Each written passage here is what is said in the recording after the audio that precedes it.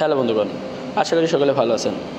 তো আজকে যে বিষয়টি নিয়ে কথা বলবো সেটি হচ্ছে একটি জেনারেটরে বা যে কোনো ইঞ্জিনে আপনাদের অতিরিক্ত ধোঁয়া বের হওয়ার কী কারণ। যখন একটি ইঞ্জিনে অতিরিক্ত ধোঁয়া বের হয় বা আপনাদের জেনারেটর হোক বা এমনি গাড়ির ইঞ্জিন হোক, যে কোনো ইঞ্জিনে সেই ধোঁয়া অতিরিক্ত বের হওয়ার যে কারণটি থাকে সেটি নিয়ে আজ আমরা কথা বলবো। তো এই বিষয়টি আপনারা কীভাবে নিজেরাই সলভ করতে পারবেন সেই বিষয়টি নিয়ে আমি আজ আপনাদের পুরোপুরি বিষয়টি খুলে বলবো, যাতে করে আপনারা নিজেরাই ঠিক করতে পারেন। তো দেখতে পাচ্ছেন এখানে কিন্তু আমাদের একটি 400 কেবি একটি জেনারেটর, 450 কেবি মেবি, তো 450 কেবি একটা জেনারেটর আছে। তো এই জেনারেটরটি কিন্তু অতিরিক্ত ধোঁয়া দিত। তো এটাকে আমি সলভ করা হয়েছে কিছুদিন আগে। তো দেখা যাচ্ছে যে গত বছরে গিয়ে এই কাজগুলো করা হয়ে গেছে, তো এই বছরে এখনও করা হয়নি। তো যখন কাজ করবো তখন আমি অবশ্যই তো প্র্যাকটিক্যাল আপনাদেরকে দেখিয়ে দিব, আর কি ধরনের কাজ করতে হয় সেই বিষয়েও কিন্তু আমি আপনাদেরকে এখন বলে দিব, যাতে করে আপনারা নিজেরাই এই ভিডিওটি দেখে নিজেরাই ঠিক করতে পারেন। তো এরকম ভিডিও আগে আমি আমার এই চ্যানেলে দেওয়া হয়নি, তো তাই মনে করলাম যে আজ আপনাদের সামনে বিষয়টি তুলে ধরি। তো বন্ধুগণ, যারা আমার চ্যানেলটি সাবস্ক্রাইব করেননি তারা অবশ্যই চ্যানেলটি সাবস্ক্রাইব করে রাখবেন এবং কি পাশে থাকা বেল আইকনটি বাজিয়ে দেবেন, যাতে করে আমি এরকম নতুন ভিডিও ছাড়া মাত্রই আপনাদের কাছে পৌঁছে যায়। তো দেখতে পাচ্ছেন যে এখানে যে ইঞ্জিনটি আছে সেই ইঞ্জিনটি কিন্তু বেশ বড় সড়ো ইঞ্জিন, আর এটি হচ্ছে আমাদের মোবাইল ফিল্টার। তো বন্ধুগণ, দেখতে পাচ্ছেন এটি হচ্ছে আমাদের মোবাইল ফিল্টার। এই মোবাইল ফিল্টারটা যদি নষ্ট হয়ে যায় সেক্ষেত্রে কিন্তু আপনাদের অতিরিক্ত ধোঁয়া মারতে পারে। আর এছাড়াও এই সাইডে আরেকটি আছে ডিজেল ফিল্টার। তো এই যে ডিজেল ফিল্টার দুটো থাকে আর কি। তো দেখুন, এই যে ট্যাঙ্কি, আমাদের এই ট্যাঙ্কি থেকে মূলত ডিজেলটা নিয়ে আমাদের এই যে ফিল্টারিং হয়, ফিল্টারিং হওয়ার পরে কিন্তু আমাদের এই যে ইঞ্জিনে যায়, ঠিক আছে।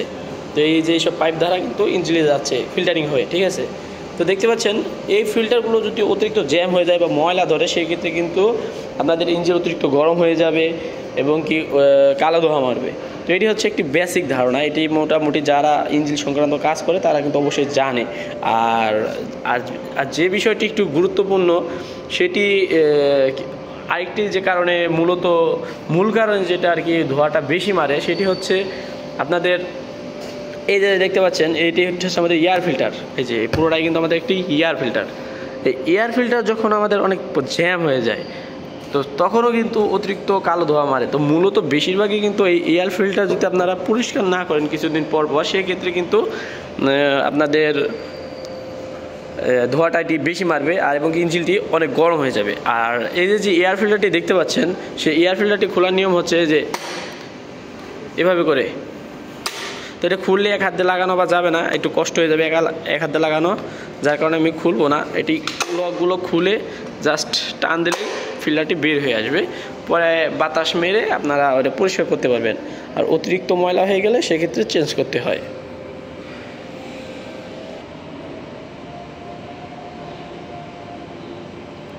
তো বন্ধুগণ, এই ফিল্টারটি মূলত এই ফিল্টারটির কাজ কি? এই ফিল্টারটির কাজ হচ্ছে আমাদের যে বাতাসটি আছে, একটি অক্সিজেন ছাড়া তো আর ইঞ্জিনের ভিতরে আমাদের স্পার্ক করবে না বা আগুন জ্বলবে না।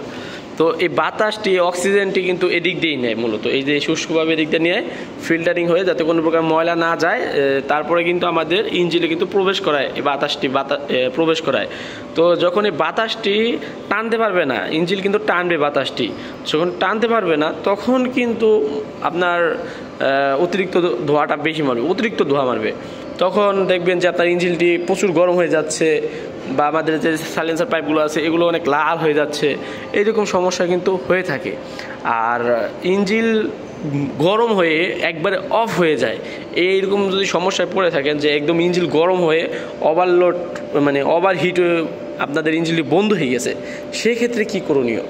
সেক্ষেত্রে তো আপনার কি চেক দিবেন সেটি হচ্ছে, আমি এর আগের বারও একবার বলছিলাম যে কি চেক দিয়ে আপনি কীভাবে ঠিক করবেন। তো তাও আমি আবার বলে দিচ্ছি। এই যে দেখতে পাচ্ছেন এটা হচ্ছে আমাদের একটি রেডিয়েটর, ঠিক আছে। তো এই রেডিয়েটরটি যখন আপনাদের রেডিয়েটরটি যখন নষ্ট হয়ে যাবে বা আপনার কুলেন্ট থাকবে না বা অতিরিক্ত ময়লা হয়ে যাবে বা বাতাসটা রিমুভ হচ্ছে না, মানে বের হতে পারছে না, সেক্ষেত্রে কিন্তু অবশ্যই আপনাদের ইঞ্জিনটি অতিরিক্ত গরম হয়ে যাবে। ঠিক আছে, তো এটির ভিতরে পানি দেয় অনেকেই, আবার পানির সাথে মিশ্রিত করে কুলেন্ট দিতে হয়। মূলত এটা হচ্ছে প্রপার নিয়ম। তো কুলেন্ট দেওয়াই উত্তম। ঠিক আছে, পানি দিলে আয়রন ধরতে পারে, তো ইঞ্জিন ড্যামেজ করে ফেলতে পারে। তো যাদের এটা অনেক লিক থাকে তারা ডাইরেক্টলি পানি দিয়ে চালায়, একদিক দিয়ে পানি দেয় আর নিচ দিয়ে পানি আউট করে দেয় আর কি নিচ দিয়ে। তো আমাদের বড় আরেকটি আছে 900 কেবি জেনারেটর, ওটাই আর কি ওইভাবে চলতেছে পানির মাধ্যমে। তো এটাতে আরও ক্ষতি হয় ইঞ্জিনের। তো যাই হোক, এই কুলেন্টগুলো অবশ্যই আপনারা চেক করবেন যে কুলেন্টগুলো ঠিক আছে কিনা। যদি কুলেন্টগুলো নষ্ট হয়ে যায় বা কুলেন্টগুলো যদি ফুরিয়ে যায় বা লিকে কোথাও বের হয়ে যায়, সেক্ষেত্রে কিন্তু আপনাদের যে এই ইঞ্জিনটি আছে, এই যে এটি হচ্ছে আমাদের ইঞ্জিন সাইড, যে এই থেকে এই যে পর্যন্ত কিন্তু ইঞ্জিন সাইড। ঠিক আছে, এই যেটুকু আমাদের ইঞ্জিন সাইড, আর এইটুকু কিন্তু আমাদের ডাইনামা সাইড, এইটুকু কিন্তু বিদ্যুৎ উৎপন্ন করে আর কি, এটুকু হচ্ছে আমাদের ডাইনামা সাইড। তো তখন কিন্তু আপনাদের ইঞ্জিনগুলো ওভারহিট হয়ে অফ হয়ে যাবে। তো বন্ধুগণ, আরেকটা বিষয় দেখাচ্ছি আমি আপনাদের। এই যে আমাদের ডিসপ্লেটি দেখতে পাচ্ছেন, ডিসপ্লেটি কিন্তু আপাতত বন্ধ আছে। তো এখন আমি একটু চাপ দিই, তো দেখতে পাচ্ছেন আমাদের ডিসপ্লে কিন্তু শো হয়েছে। এখানে কিন্তু যে সি দেখা যাচ্ছে, দেখছেন সি।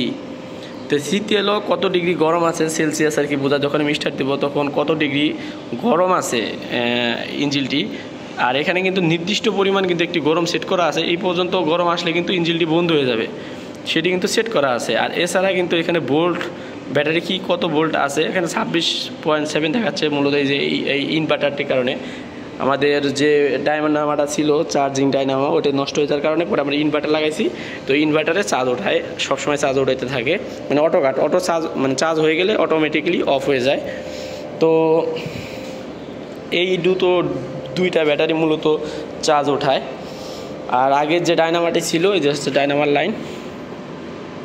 তো দেখতে পাচ্ছেন যে ডায়নামাটি আমরা কিন্তু খুলে রেখে দিয়েছি, এটা নষ্ট হয়ে গেছে। তো এটা ঠিক করতে বা এটা লাগাতে যত টাকা লাগবে, তো আমার এরকম চার্জার আরও 10টা হয়ে যাবে।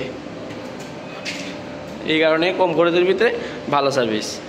তো যখন বিদ্যুৎ থাকে তখন আমরা চার্জ করে রাখি সবসময় ব্যাটারিতে, আর যখন বিদ্যুৎ থাকে না তখন আমরা ওই চার্জ দিয়ে আর কি জেনারেটরটি স্টার্ট দিয়ে দিই। তো আর এটি হচ্ছে হার্স।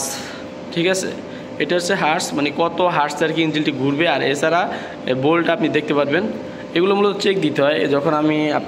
আর আরেকটি বিষয় আছে, এই যে আরপিএম আছে, যে কত আরপিএমে আপনাদের জেনারেটরটি ঘুরতেছে, সেইখানে কিন্তু আরপিএমও দেখাবে। ঠিক আছে, আর এটা হচ্ছে আমাদের ইমার্জেন্সি সুইচ। যদি কোনো প্রকার দুর্ঘটনা ঘটে থাকে সেক্ষেত্রে ইমার্জেন্সি আরে অফ করে দিতে হয় না, চাপ দিলে ইমার্জেন্সি অফ হয়ে যাবে, একদম কোনো সময় নেবে না। আর যদি আমরা কুল ডাউনে দিই, ঠিক আছে, অফ ডাউন বা কুল ডাউনে দিই, সেক্ষেত্রে কিন্তু অফ হতে কমসে কম 2 মিনিট সময় লাগে বা 3 মিনিট সময় লাগে। তো এই কারণে কিন্তু মূলত হচ্ছে আপনাদের ইঞ্জিনটা অনেক গরম হয়ে যায়। আর এছাড়াও যদি আপনাদের মোবাইল যদি কম থাকে, যে মোবাইল চেক করার যে কাটাটি আছে, সেটা চেক করতে হয় মাঝে মাঝে যে কী পরিমাণ মোবাইল আছে। তো দেখতে পাচ্ছেন এই যে অ্যাটের কাছে থাকতে হবে কমসে কম, দেখতে পাচ্ছেন কিন্তু অ্যাড থেকে কিছুটা নিচে নেমে গেছে। তো এই অ্যাড থেকে কিছুটা নিচে নামার কারণে কিন্তু অনেক সময় আপনাদের ইঞ্জিনটা অনেক গরম হয়ে যাবে, কারণ মোবাইল শূন্যতায় দেখা দিবে। তো এইগুলো হচ্ছে মোবাইলটা এইভাবে চেক দিবেন, আর মোবাইলটা দিতে হয় এদিক দিয়ে। তো এক ইঞ্জিনে এক সিস্টেম, তো আপনারা দেখে শুনে আর কি ওইসব, মানে ইঞ্জিনের কাজ সবই এক, কিন্তু সিস্টেমটা আর কি আলাদা হতে পারে। আর জেনারেটারের ক্ষেত্রে সবই এক, এইসব জেনারেটারের ক্ষেত্রে সবই একরকম।